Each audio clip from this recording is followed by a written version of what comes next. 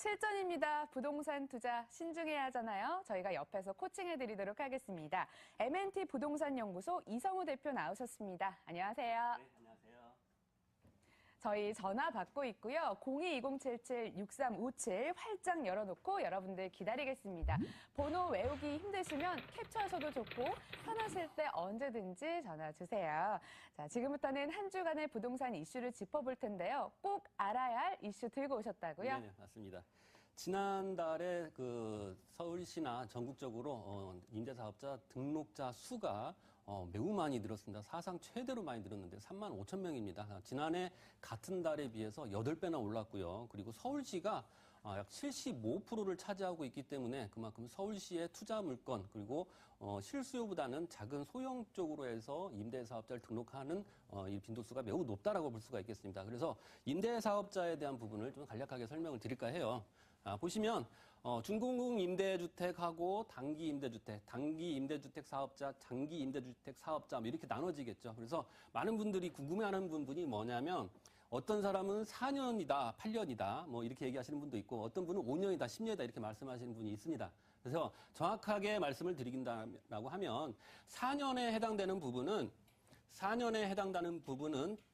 지방세입니다. 그래서 지방세라고 하면 취득세와 재산세에 해당되는 거겠죠. 그래서 4년까지, 8년까지는 재산세와 취득세에 대해서 세금 혜택을 받는 것이고, 그 다음에 단기 5년, 그 다음에 장기 10년에 해당되는 이 부분은 국세에 해당되는 부분입니다. 국세는 종부세죠. 종합부동산세하고 그 다음에 나오는 세금이 뭐냐면 양도세죠. 이 양도세까지 혜택을 전부 다 받으려면 10년까지의 이런 기간을 기다려야 된다는 얘기죠. 그런데 문제될 게 없는 게 뭐냐면 8년을 한다 하더라도 장기 보유 특별 공제를 70%까지 받을 수 있기 때문에 이런 세금적인 차이가 별로 안 된다는 얘기죠. 양도세를 다 받아서 세금 혜택을 받는 거와 장기 보유 특별 공제 70% 받고 누진 공제, 인적 공제까지 다 받는다라고 하면 금액 차이가 얼마 안 난다는 겁니다. 그래서 예를 들어서 5천만 원의 양도소득이 발생이 됐다라고 봤을 때 8년이 지났다. 이럴 경우에 세금이 어느 정도 되냐면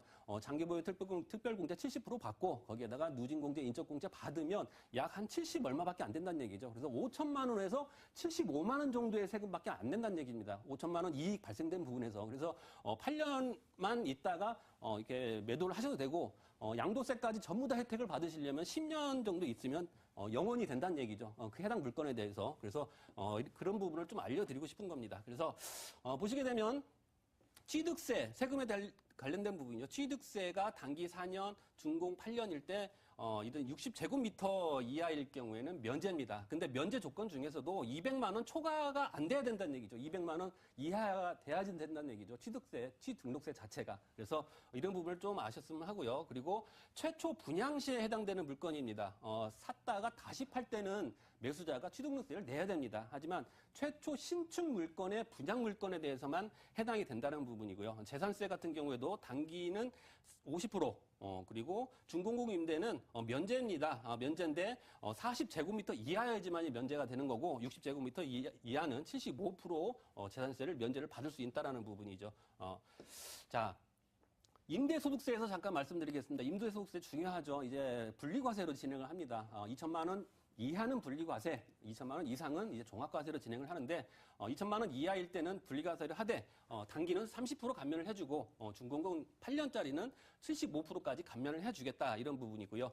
특별공제 장기보유 특별공제 자체도 이제 5년에서 8년으로 늘었죠. 그래서 70%까지 공제를 해준다는 부분이 특징이라고 볼 수가 있겠습니다. 자, 계산을 한번 해볼까요?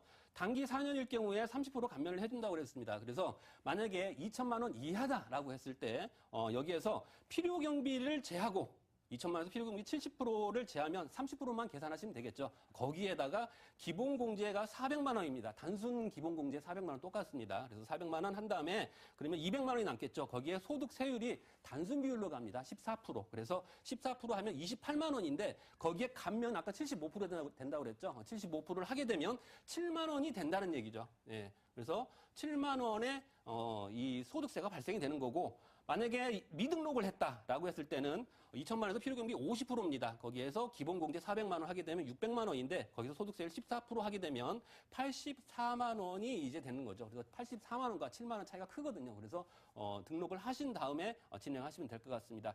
여기에 또 소득이나 건강보험료가 발생이 안 되는 금액대가 있습니다. 이제 소득에 대해서 그럴 경우에는 1,330만 원인데 이것은 어떻게 되냐면 1,330만 원에서 필요경비 70% 제하고 기본공제 400만 원을 제하시면 마이너스 소득이 만 원입니다. 그래서 소득이 소득세를 내지 않는다는 얘기죠. 그래서 0원이 되는 거고 만약에 미등록일 경우는 또 틀리죠. 1,333만 원에서 제하고 이걸 다 제하고 한다 하더라도 37만 3,100원을 내야 된다는 부분이 또 특징이라고 볼 수가 있겠습니다. 자, 그러면 2천만 원 이상일 경우에는 어떻게 하냐? 그것을 종합과세로 하거든요. 종합과세를 피하려면 어떻게 하냐면 주택수는 합산입니다. 부부 합산이거든요. 근데 소득은 개별입니다. 부부 따로따로거든요. 그래서 주택을 합산해서 이렇게 구입을 하는 것보다 따로따로 부부 명의로 따로따로 하시게 되면 소득은 개인별로 가기 때문에 2천만 원만 안 넘으면 되거든요. 그럴 경우는 분리과세를 가고 만약에 서울시에 뭐 원룸이나 이런 부분을 투자하신 분이 많죠. 그러면은 월세가 적기 때문에